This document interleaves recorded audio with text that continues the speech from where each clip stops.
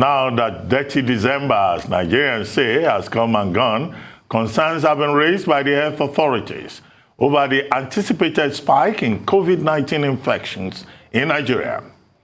Detty December, the local parlance used to describe the period of Yuletide activities, is a time when Nigerians in diaspora return home and join their compatriots to attend large gatherings in celebration of Christmas and the New Year.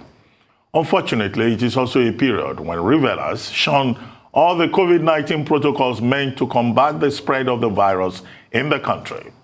Well, joining us now to discuss the projected spike in infections and what the authorities should be doing differently before the next Yuletide season is Dr. Elijah Kolawole, a virologist and a lecturer in the Department of Microbiology at the Adeleke University in Osun State. Welcome to the show, Dr. Kolawole.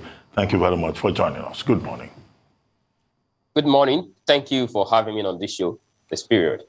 Yes, thank you, Dr. Kolawole. Well, we'd like to listen to you, your assessment of how the Nigerian government has managed the COVID pandemic so far, particularly with regard to the Yuletide season, when, yes, there were guidelines offered in terms of crossover service in some states and all of that.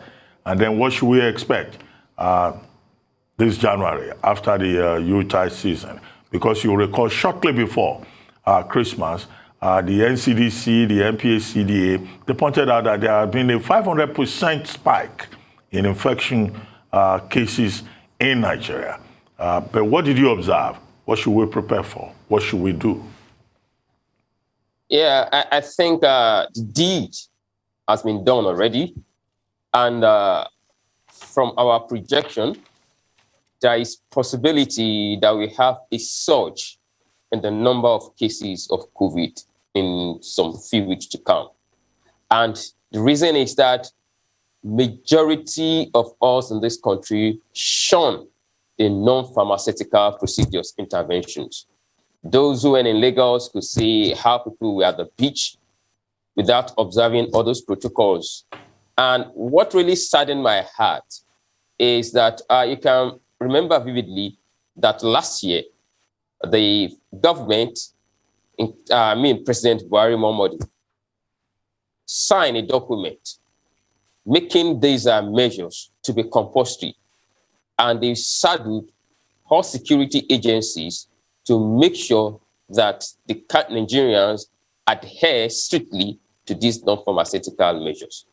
And to a big surprise, we can say that no one is actually following it. Even if you see those who are using the face masks, it is wrongly used. And what do you expect? You expect that there should be a surge in such a case. And the fear we have currently is that if you look at our surveillance ability, it's not as strong as the Western world. And there is tendency that we have more variants emerging from all this. If you recollect that some weeks ago, we have a Demicron, which is a combination of Delta and Omicron. As at yesterday from France, we have IHU, another new variant that has 46 mutations at the spike protein. So if we do not come to our senses and do what is right, what we are calling for, I hope that our health system will be able to take care of that. Wow, that's quite a dire warning. Well, two questions then. Overall, that means, or does it, let me ask you, how do you rate the hashtag Celebrate Responsibly campaign that was undertaken to avoid some of what you've just described? And also, what's your reaction to the news that a herbal drug has been approved by NAFDAC, produced by the Afe Babalola University to treat COVID-19?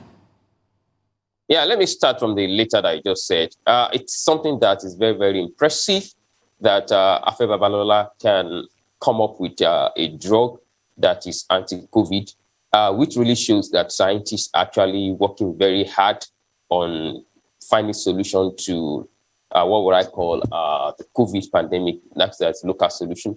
So I want to believe that the drug will be accessible for everyone at an affordable price.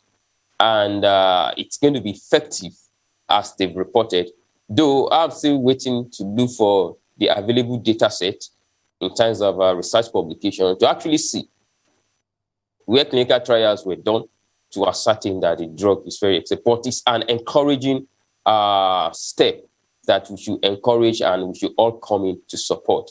And as regard the hashtag celebration, it's normal for all of us to celebrate, but we have to celebrate with caution. We can recollect that the NCDC boss, Dr. Fedayo, really advised that the capacity of the church should not be more than 50%. But still, don't forget that it's very difficult to control people. People are still adamant. So we should expect something like that. It's not something that it's really baffling me. But I'm very sure that with time, all of us will see and we'll be able to address it properly. Okay, I'd like to talk about this new variant that was picked up in France. What do we know about it? 46 mutations on the spike protein. Omicron was said to have about 33 or 34 mutations on the spike protein. Increasingly, we're having variants that have multiple mutations now on the spike protein. Anything to fear about that? Yeah, there's nothing to fear. Like I once said in some weeks ago, when I was discussing about our progresses we have made so far in the vaccine we are developing. And I told them that what happened to influenza virus is actually what's going to happen to SARS-CoV-2. Like from my area of experience as a virologist, and I've worked on 11 years doing research on influenza, we discovered that influenza has a way of mutating. And the vaccine that is used for a particular year is sometimes updated to cater for the new variant that's in circulation. So when SARS-CoV-2 comes in, only what can be done all the time is that once there are mutations, and if you see that it's going to be less effective as regard the vaccine that is in circulation, manufacturers, vaccine designer will update the vaccine to be given to people in order to cover for the new variant in circulation. But still, not all mutations are deleterious. Some even allow the organism to lose its power of infectivity. So it makes them more weaker. Like the RHU that just come up now, there will be some other study. But let me tell you the fact, RHU will never be the last variant to see. More variants are still coming up. The only thing that we should be careful about is that if all advices that have been given us are well taken, it's going to reduce the rate at which the virus mutates. And one of the factors that people should understand that also affects the rate at which virus mutation, host has a very important role to play. The way the virus replicates in each host, some of the time determines how variants will emerge. So we just have to get ourselves in that will never be the last variant to see. More variants are coming, and the vaccine that will be produced will be able to cater for these variants. Well, Dr. Kolawole, I hear you very clearly that this mutation of viruses is almost an evolutionary process. But I thought I read an essay, by a biologist saying more or less that, look, there is a genetic cutoff point. Do you think that is true? And are we likely to get to that with particular regard to this, COVID-19? And then quickly, you talked about Nigerians. It looks like Nigerians are tired of COVID-19 and they don't seem to care very much anymore. In Lagos State, the Lagos State government has introduced mobile courts. At the federal level, the federal government is seizing or cancelling the passports or suspending inbound travelers who do not follow the necessary guidelines. But what do you think that the Nigerian government still needs to do to make the people realize that, look, the biggest threat to humanity at the moment is the threat of the unvaccinated? And in this regard, I'm paraphrasing President Biden, Gabriel Jesus, the WHO Director General, and Anthony Fauci, the U.S. top infectious diseases specialist. Now, I listened to some of your discussion. I'll start from the later. Some of the discussion when you were discussing. Yeah, like we have a group called Antivax, and they are waxing stronger every blessed day. And they've been existing earlier before COVID-19. and they have sponsors, and they are making more impact now due to COVID-19. The facts still remain. From the data set I laid my hand on CDC, like you rightly said, you discover that people that have their vaccine completed, I mean the first shot and the second shot, the way they respond to infection is quite different. And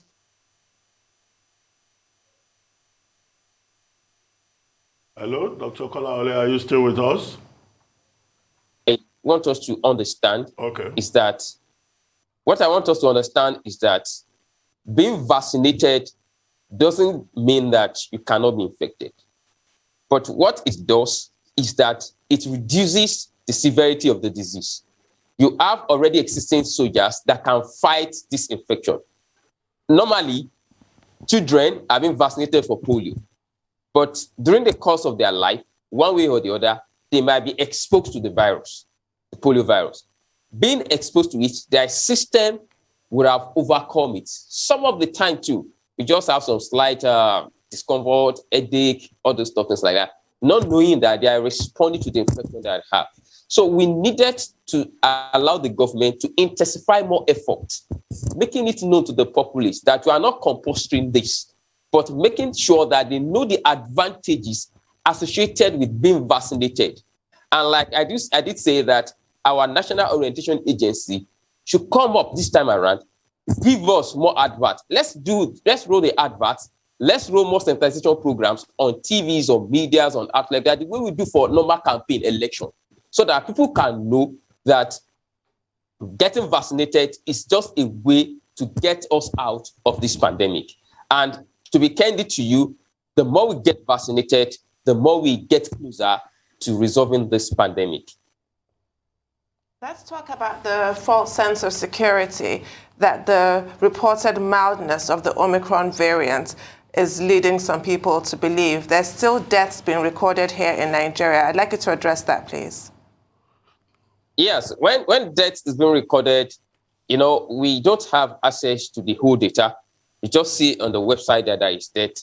And one thing I do tell people is that you discover that the majority of people that experience death are people that have one or two underlying health disease. Nigerians has this mentality.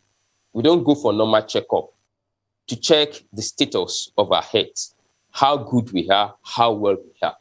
But once such an individual does not even check, and unlucky for him, got infected with COVID, the degree and severity of the disease cannot be compared with someone that is competent health-wise, that is apparently healthy. So now, if health system has a challenge before, then COVID comes in, it makes it difficult for the system to handle it.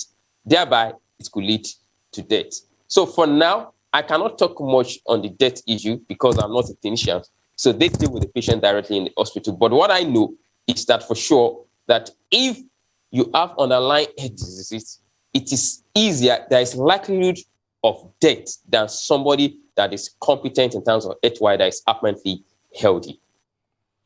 Okay. Please go ahead. Okay. So, from the reports gotten from different hospitals and the report that was released today, they say this SARS-CoV-2 affects the upper body, not the lungs. Why is that so? Because what I remember about SARS-CoV is a disease that affects, or virus that affects the respiratory system, and that's where it replicates even better. In and around the lung cells, the other cells around that region, and all of that. So what is happening here? Could it be because of the multiple mutations on the spike protein? Could it be that it is dividing itself better across the body of the host? Could it be many things happening, mitotic division? I don't know what it is.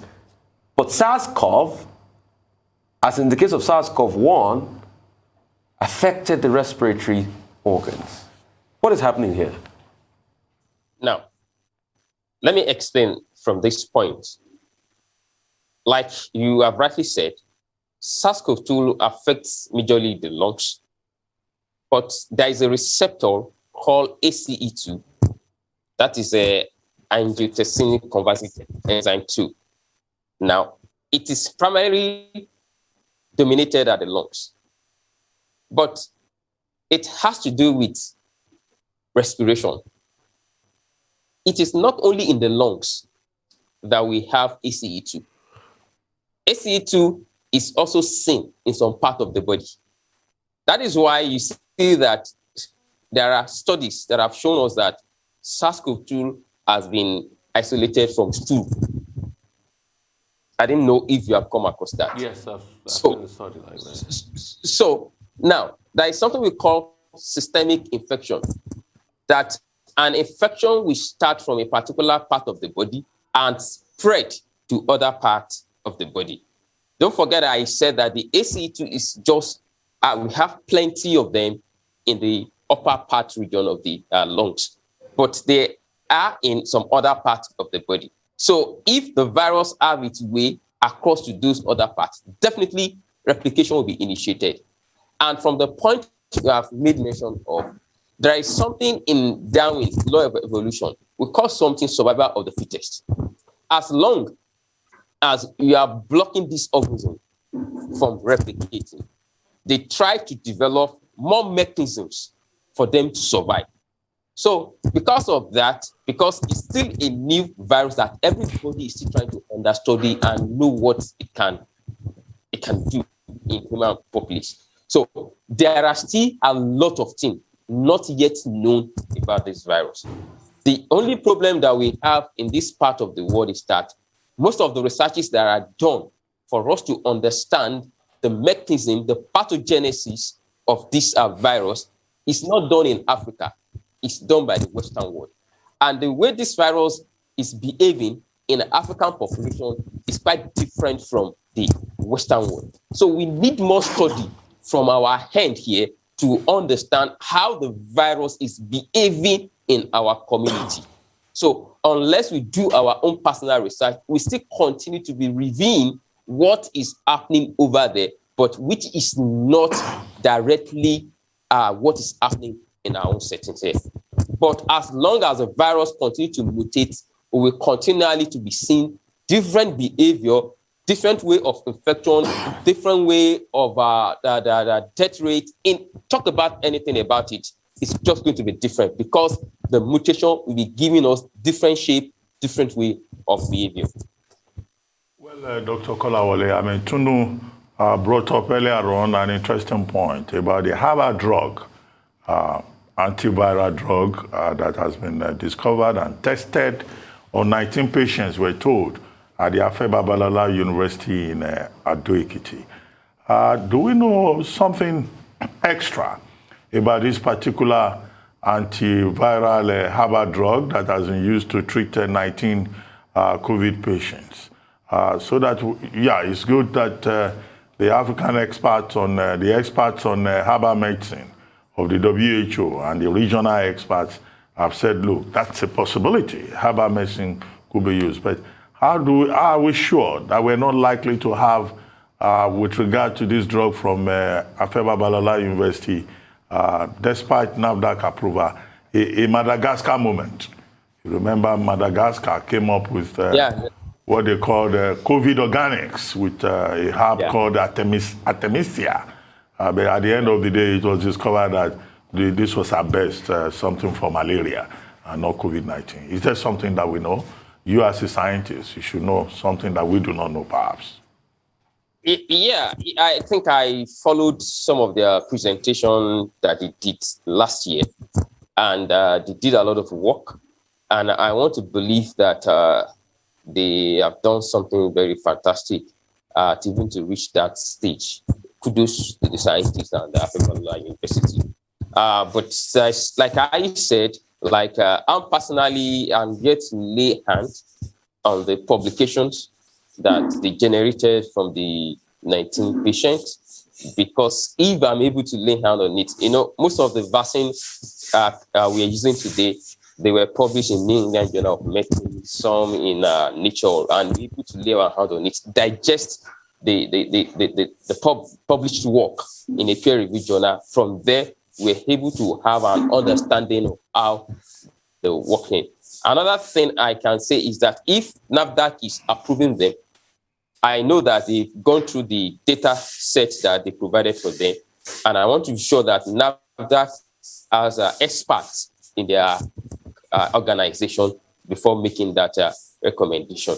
And the only thing I will try to tell them is that they should try to increase the sample size, that the 19 patients use is actually small, so that we can have more data sets, more robust data sets to see. And if it actually works like they claim, honestly, that is a plus to this country. And it shows that Nigeria has a future in terms of research. Well, fingers crossed on that, Dr. Bassey. Just reminded me of the COVID chronicles, from the sublime to the ridiculous. We've really been through a lot with this pandemic. And I want your take on the latest news coming from Sweden, that the King and Queen of Sweden, who are fully vaccinated, have tested positive for COVID. And now fully vaccinated no longer means 2 doses. It now means 3. So can you just take us through what happens with a booster? What exactly is the point of a booster if it does not prevent infection? Yeah. You see, what we are saying is that people are getting the role of vaccine wrong. Vaccine does not mean that you should not be infected. Once you are infected, the vaccine that you have, the antibodies you have produced, will now be able to neutralize and protect you against the infection you have gotten. Now, let me use this small analogy. I am going to fight an enemy. I sense that an enemy is coming. My enemy is coming with 6 guns, and I have only 2 guns. I cannot use my 2 guns to combat my enemy to overcome. That is the first dose. Now, second dose means that they've given me extra 3 guns, making 5. It is not enough to combat them with the 6 guns that they have. So by the time I get my booster dose, it means I have another 5, making 12 guns against 6. But that doesn't mean that the enemy will not show up. It's until when the enemy shows up that I will be able to now fight with what I have. So invariably, it means that I've gotten my first, second, and booster. That doesn't mean it doesn't mean I will not be exposed and be infected. What only it means that my system will be able and capable to combat the infection that I got infected with, in terms of COVID in this case. So people just have that mentality that once you get vaccinated, you should not experience it at all, which is totally wrong. And that is my own take, that getting infected doesn't mean you are going to progress the disease. So your immune system will be able to respond to it and fight it naturally. The only challenge we are having now is the updating of the vaccine that we have, so that we're able to cater for the emerging variant that are just coming up. So, and that's what we call reinfection. But those cases are very, very rare. Okay, real quickly, in treatment of COVID and fighting the virus and all of that, I just want to ask, what's like the histology of a cell of a diseased person from COVID? What does it look like? Yeah, I think with what I've seen from the little work I did, I told you earlier that I'm not a clinician, and neither am I an histopathologist. But from the little work I did on animal trial based on the vaccine design we tried to do to look at the lungs, there are cells of the lungs in terms of appearance. Once there is a normal, there is an abnormal. By the time you look at it, you can see some degenerations of some cells on the lungs, on parenchymal cells of the lungs, whereas in a normal person, you will not see that. So because the lungs, the tissue is a place for the replication of the virus. You know, there is a way virus replicates, that they hijack the machinery of the host and use it for their own. It's in the process of replicating that they cause those damages to the tissues of those lungs. And that is why some clinicians, some hospital does not ordinarily use PCR for diagnosis. They use like 4 or 5, like using a CT scan, MRI, all those stuff. They use some other complex system in order to diagnose the virus, because there are some people that could be asymptomatic and damages could have been done to the lungs. So it causes like a total necrosis of the cells. Perfectly right. Well, thank you very much, Dr. Kolawole, for joining us. Thank you very much.